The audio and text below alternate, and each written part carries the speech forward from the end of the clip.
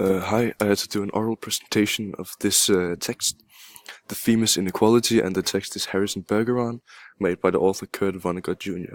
It was first published in 1961, and some of the main points we had to out of analyze this text is the special focus on the setting, the characterization of Harry Berger's parents, his parents, and the moral of the story.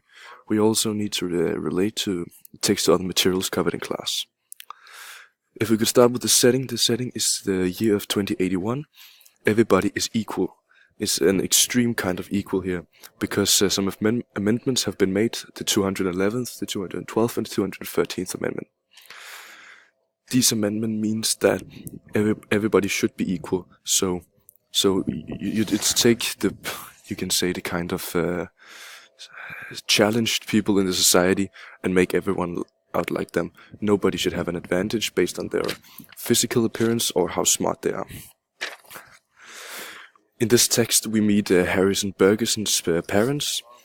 Their name is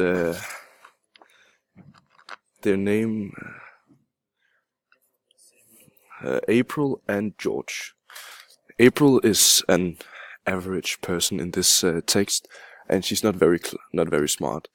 She only have she can only focus in a short time, have thoughts over a short time before it just blurs out. And we get told about, or we hear about George Bergeron. He was there. The text says that he is really above average, or a long way above average. So he's really smart. And to battle this, the authorities to battle his intellect, they put a little microchip in his ear, or ear snail, earbud, which sends out a screaming noise or a siren noise every 20th second to throw him off, because there should be no advantages in this society.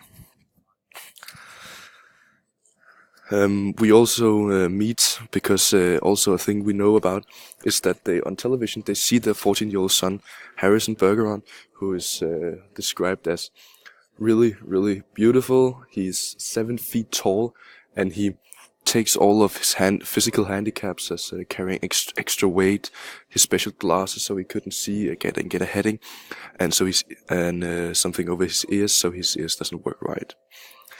This is an extreme case, and we see it on television, where he breaks into a live TV studio and says he's an emperor and he needs an empress. And because of this, we get told everything.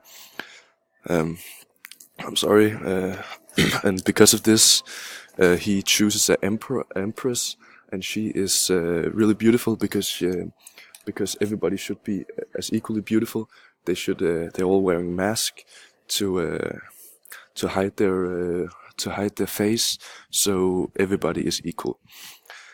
In this story, a special person from the hospitals shoots George and shoots Harrison and his new empress, because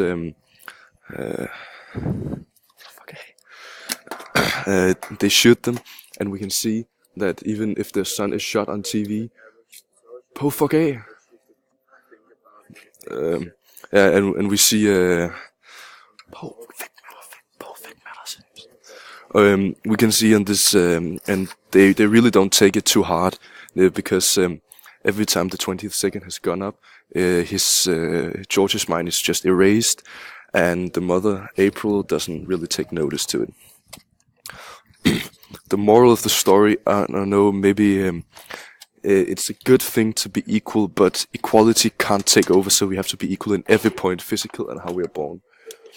Maybe this could be a political statement, as someone seen from, I don't know, maybe the right, to especially tells us it's okay for something to be equal, taxes and other things, but we shouldn't take equality to an extreme level where people are forced to have special handicaps because of their skills.